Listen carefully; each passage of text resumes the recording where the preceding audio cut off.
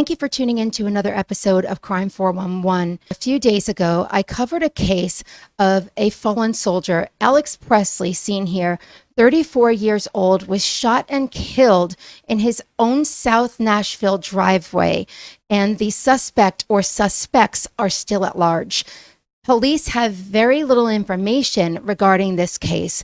Now, I interviewed his fiancee, Peyton, a few days ago, and she spoke with me about Alex and what has been released to the public thus far. Well, tonight, I spoke with his sister, April. Let's take a look. My condolences. I've told you this before many times. Go out to you, your mother, your whole family, for the loss of your brother, who was a veteran, and we do appreciate his service. We want to make sure to point that out, too. What can you tell me about Alex? You were really close to him, weren't you? Yes, Alex and I were very, very close. He was I used to call him my big little brother because I'm 5 years older and he was so much taller than me. So I used to tell people that he was my big little brother. Um, Alex was a very kind-hearted person. He was someone that couldn't stand for anyone to be in a bad mood or upset. He was always the person that would make you laugh or would try to make you laugh, no matter what you were going through. Yeah, he was very much that type of person, very kind, very empathetic, just a great all-around guy. My brother was a wonderful person. So you the night that this happened, you got a phone call from his fiance, correct? Telling you that your brother had been shot. That must have just gone through you like a knife. What do you remember about that night? I would imagine a lot of it is a blur. It is. It is. When I got that phone call, I was just finishing up some stuff for work. So Peyton called me. And at first, she called me twice. The first time she called me, she told me that Alex had been shot and she wasn't sure if he was gone or not. And then she called me back about 15 minutes later to tell me that he wasn't here anymore. And sadly enough, I had her on the Bluetooth in my car, and my mom was with me. Oh So God. she heard all of that firsthand, and it was just devastating. I'm a widow, but I know. And I'm sorry for that too. I know you lost your husband 4.5 years ago to a drunk driver. So yeah, you have been through a lot, and I'm sure this has to be bringing up a lot of old trauma in addition to new trauma. So you're keeping it together is pretty amazing right now. thank you. Um, so the next thing, I was in the car getting ready to leave to go to Alex and Peyton's house in Nashville. You said it takes you normally about 45 minutes to get to your brother's house. It took you about 30 that night. And when you got there, what did you see? There were the crime scene investigators were there. There were a lot of marked and unmarked patrol vehicles for Metro. And when I got there, um, some of the detectives were standing outside, and I got out of my car and walked over. Just me. Mom didn't go with me because I wasn't sure what the scene looked like. They were doing a lot of forensic sweeping in the area, so it's a it was more police than I had ever seen in one place in person in my life. Were they testing the whole area or just the vehicle, or both? When I spoke with Alex's fiance, Peyton, last night, she did want to clarify to our viewers that Alex was not actually in his vehicle. He was in her vehicle. Let's go ahead and get back to the interview. Both, both.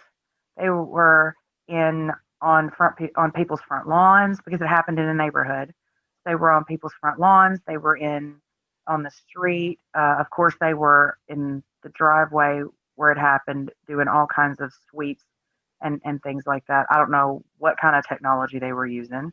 I'm sure very advanced stuff. So where was your brother actually shot?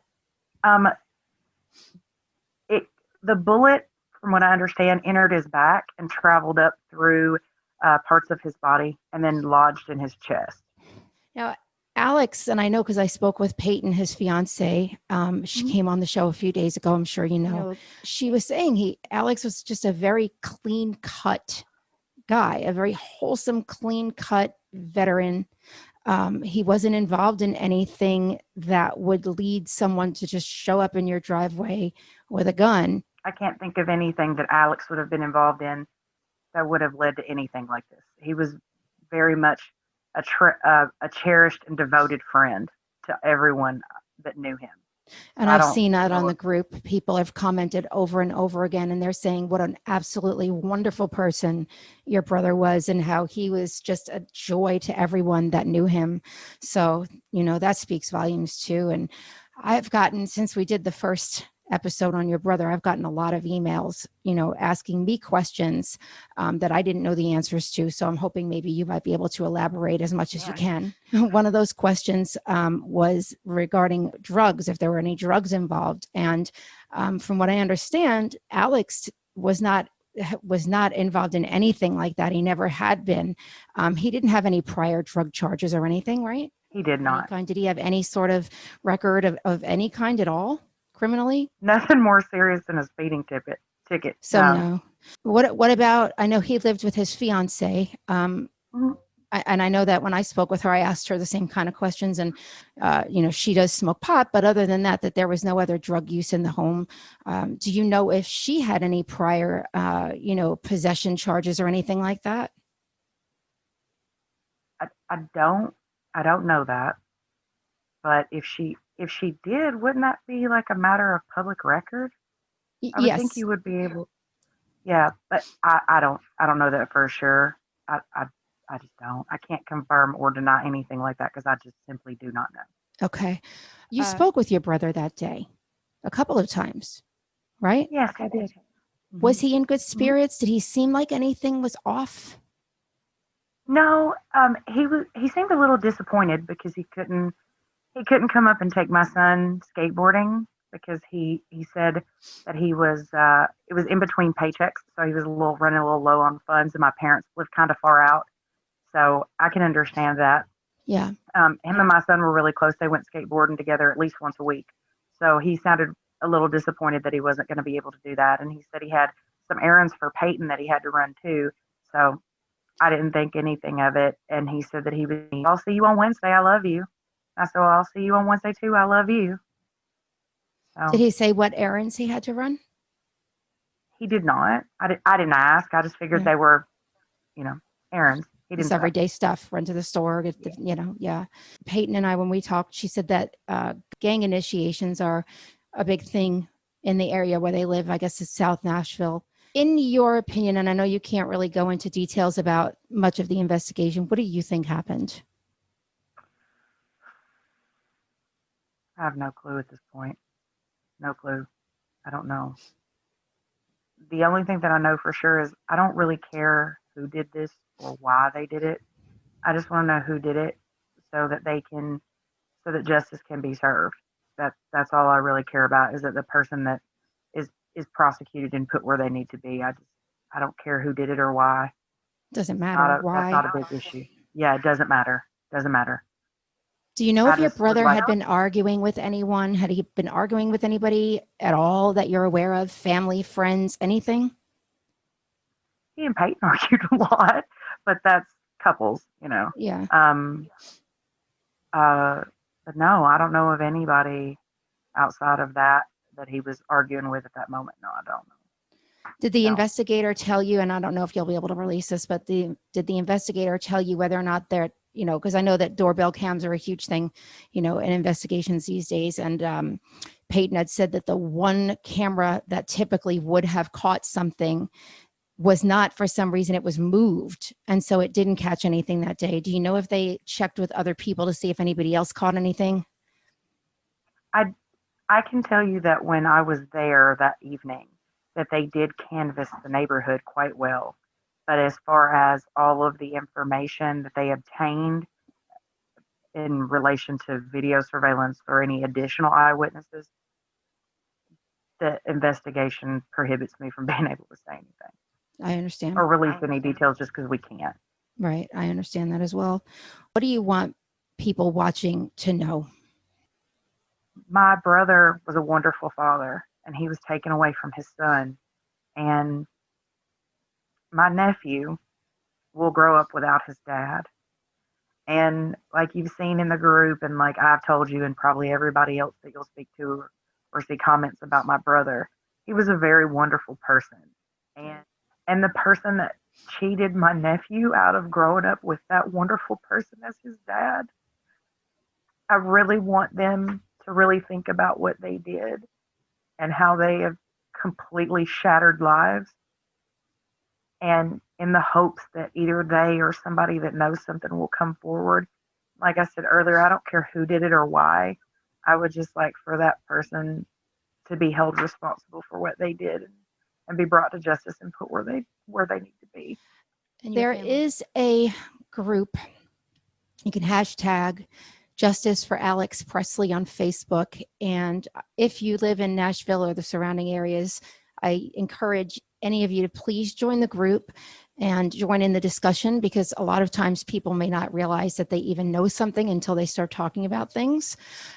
Or you may even bring up a point that no one's thought of before that might spark a new thought process in the investigation that might be helpful. So I would, again, like to ask everybody to please join the group hashtag Justice for Alex Presley. We talked about a reward, Peyton and I, when she came on the show.